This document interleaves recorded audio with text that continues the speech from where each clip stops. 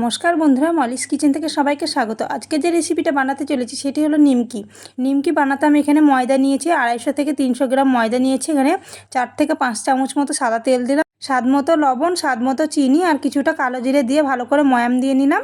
ময়ামটা দিয়ে এবার অল্প অল্প জল দিয়ে ময়দাটা আমি শক্ত করে মেখে নেব। শক্ত করে একটা ডো তৈরি করব। তারপরে আমি খুব শক্ত হবে না, খুব নরমও হবে না, এরকম একটা ডো তৈরি করে নেব। তারপরে আমি ডোটাকে এরকম একটা চাকু কিংবা এমনি হাতে করে লেচি কেটে নিলে হবে। আমি এরকম করে কেটে নিলাম। এরপরে একটা লেচি নিয়ে নেব, তারপরে আমি বেলে নেব। এই লেচিটা আমি পুরো রুটির মতো বেলে নেব, একটু মোটাই হবে। একটু মোটা করে বানালে কিন্তু নিমকিগুলো বেশ খাস্তা হবে আর খেতে কিন্তু দারুণ লাগবে। এই যে আমি ঠিক এরকম করে বানাবো, এর থেকে পাতলা আর বানাবো না। এরকম করে বানালে কিন্তু খেতে দারুণ লাগবে।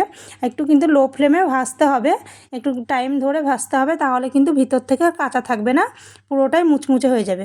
এরপর আমি চাকুটা দিয়ে এরকম মানে সরু সরু করে কেটে নিলাম। কেটে নিয়ে এবার সাইড থেকে এভাবে নিমকি শেপে আমি সবগুলো নিমকি বানিয়ে নেব এক এক করে। আপনারা চাইলে অন্য শেপেও দিতে পারেন, চৌকো করেও দিতে পারেন। আমি এটা নিমকির মতোই সাইজ করলাম। আপনারা চাইলে এর থেকে একটু পাতলাও করতে পারেন, মানে নিমকিগুলো বানাতে পারেন, তাহলে কিন্তু নিমকিগুলো বেশ ফুলবে। আর এটা যেমন ফুলবে না তেমন বেশ খাস্তা হবে ভিতর থেকে, খেতে কিন্তু দারুণ লাগবে।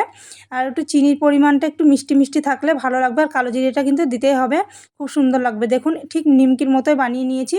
এরপরে দিয়ে দিয়েছি কড়াইতে সাদা তেল। সাদা তেলটা গরম হলে আমি দিয়ে দেব নিমকিগুলো দেখুন আমি সবগুলো নিমকি কেটে নিয়েছি। এরপর আমি অল্প অল্প করে ভেজে নেব। এই যে এক মুঠ দিয়ে দিলাম। এটি কিন্তু আস্তে আস্তে সবগুলো ছেড়ে যাবে। আর গ্যাসের ফ্লেমটা প্রথমের দিকে একটু হাইতে করে রেখেছি, তারপর আমি লো ফ্লেমে বেশ টাইম ধরে ভেজে নেব, তাহলে কিন্তু ভিতর থেকে আর কাঁচা থাকবে না। এবার আমি এক এক করে সমস্ত নিমকিগুলো ভেজে তুলে নেব, তাহলে আমার হয়ে যাবে। নিমকিগুলো দেখুন কত সুন্দর কালারটা চলে এসেছে। ঠিক এরকম কালার চলে আসলেই জানবেন হয়ে গেছে। এবার তুলে নিতে হবে। তুলে নিয়ে দেখতে কতটা সুন্দর লাগছে। আমি সবগুলো নিমকি ভেজে তুলে নিলাম। এরকম করে নিমকি বানিয়ে কিন্তু চা দিয়ে খাওয়াই যায় সকালবেলায়, দারুণ লাগে খেতে। চায়ের সাথে দুধ চা কিংবা রচার সাথে দারুণ লাগবে খেতে। আপনারা চাইলে বাড়িতে বানিয়ে খেতে পারেন। বানিয়ে খেয়ে যদি ভালো লাগে থাকে কমেন্টে জানাতে ভুলবেন না। আশা করি ভিডিওটা ভালো লেগেছে। ভালো লাগলে লাইক, কমেন্ট, শেয়ার। যারা ফেসবুক থেকে দেখছেন পেজটা ফলো করবেন, যারা ইউটিউব থেকে দেখছেন চ্যানেলটা সাবস্ক্রাইব করবেন, এই অনুরোধ রইল। দেখা হচ্ছে পরের ভিডিওতে। ভালো থাকবেন।